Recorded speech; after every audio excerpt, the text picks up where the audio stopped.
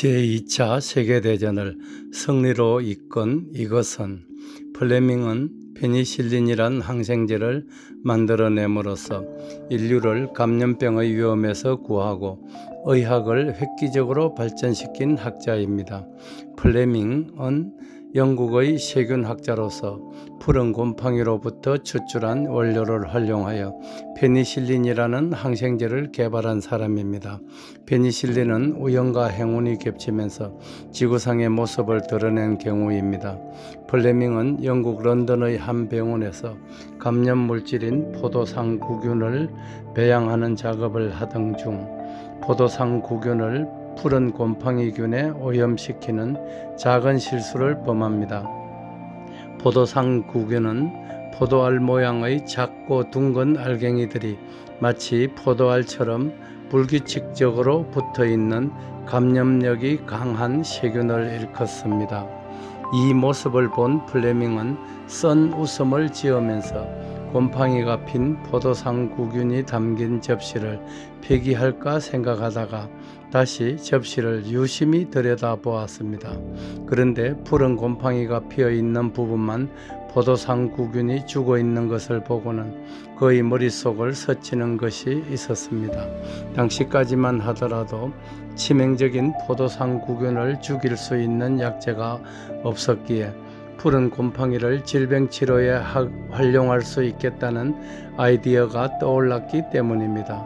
플레밍은 푸른 곰팡이의 특정 성분이 포도상구균을 죽인다는 사실을 실험을 통해 알아내고서 그 물질의 이름을 페니실린으로命名합니다. 그러고서는 페니실린을 치료제로 개발하려고 무진 애를 썼습니다. 페니실린을 치료제로 쓰기 위해서는 순도가 높은 제품을 만들어야 했고 또한 대량 생산 체제가 필요했습니다. 하지만 여러 해 동안 연구에 매진했지만 뚜렷한 성과를 거두지 못한 플레밍은 페니실린의 개발을 포기하려는 생각까지 했었다고 합니다. 포도상구균이 푸른 곰팡이에 의해 죽은 것을 알게 된 것이 1928년도였고 불완전하게나마 페니실린을 만들어낸 것이 1929년도였는데 연구는 더 이상의 진전을 보지 못한 채 답보 상태를 지속하고 있던 어느 날이었습니다. 플레밍이 페니실린을 처음 만들어낸 지 9년 후 옥스퍼드 대학에서 공부하던 호주 출신의 세균학자 하워드 플로리와 영국인 화학자 에른스트 보리스 카인 등 2명의 학자들이 페니실린에 대해 쓴 플레밍의 논문을 읽어보고 드디어 관심을 갖기 시작했습니다. 이들은 페니실린을 대량으로 배양하고 건조시켜 분말로 만들었으며 쥐를 상대로 임상실험까지 실시하여 성공을 거두었습니다. 10마리의 쥐에게 포도상구균을 오염시킨 후 5마리에는 페니실린을 주사하고 나머지 5마리에는 약효가 없는 물질을 투여했습니다. 페니실린을 주사한 쥐만 살아남았습니다. 자신감을 얻은 두 학자는 1941년도에 드디어 사람을 상대로 임상실험을 하기에 이릅니다.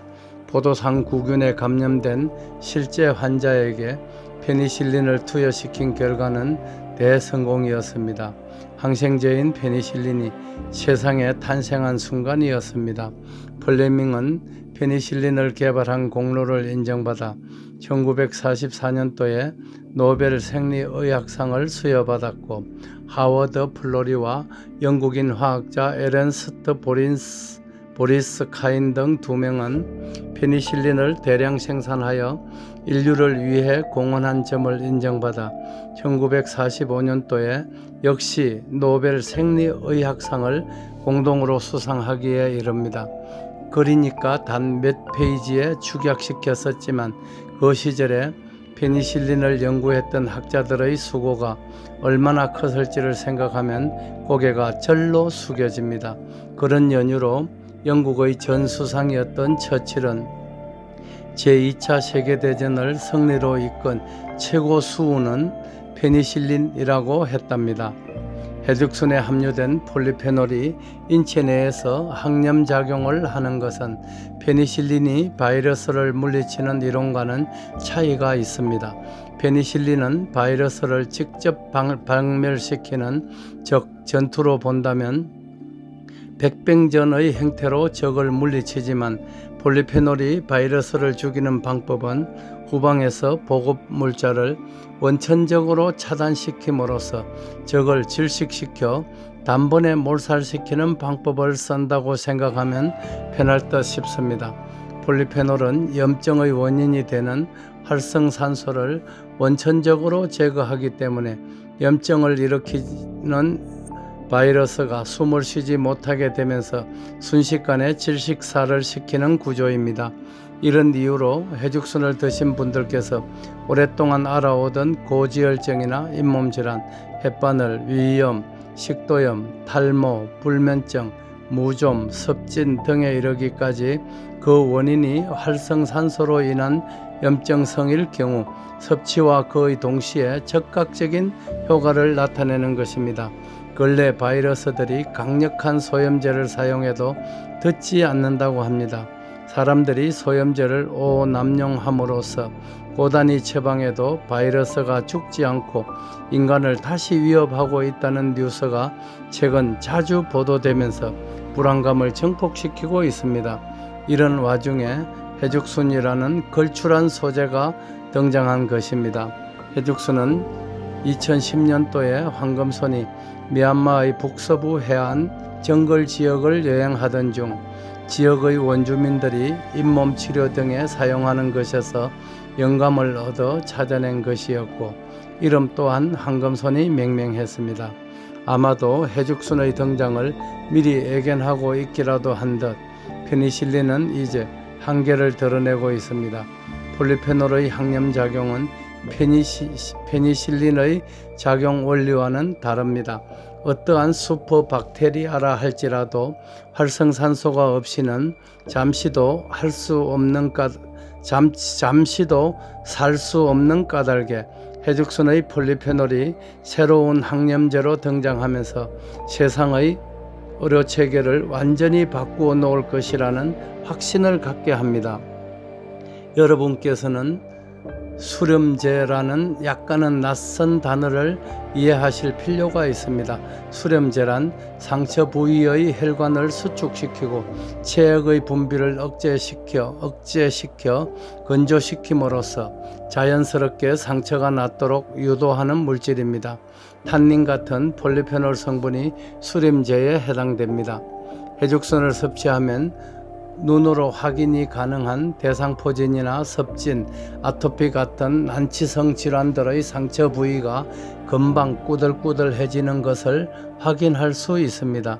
수렴의 반대되는 단어로는 확산이 있습니다. 상처가 나을 때는 아문다고 표현합니다. 상식적으로 볼 때 피부병 환자들의 환부에서 진물이 흐르고 축축하다면 쉬 낫지 않을 것이라고 생각할 수 있을 것입니다. 눈에 보이지 않는 부분들도 마찬가지일 터이지요. 폴리페놀은 상처 부위로 진입하는 활성산소가 들어가지 못하도록 차단시키고 소멸시킴으로써 상처를 아물게 하는 역할을 합니다.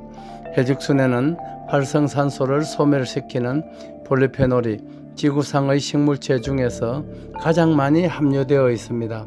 이제 푸른 곰팡이에서 추출한 원료로 만든 페니실린은 본연의 임무를 마치고 역사의 뒤편으로 물러날 것입니다.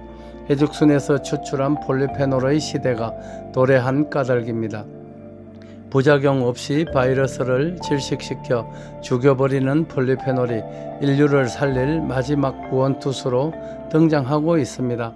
역사는 성자의 이야기를 기록한 글이라는 어느 학자의 이야기가 실감나게 들려오는 신세백입니다.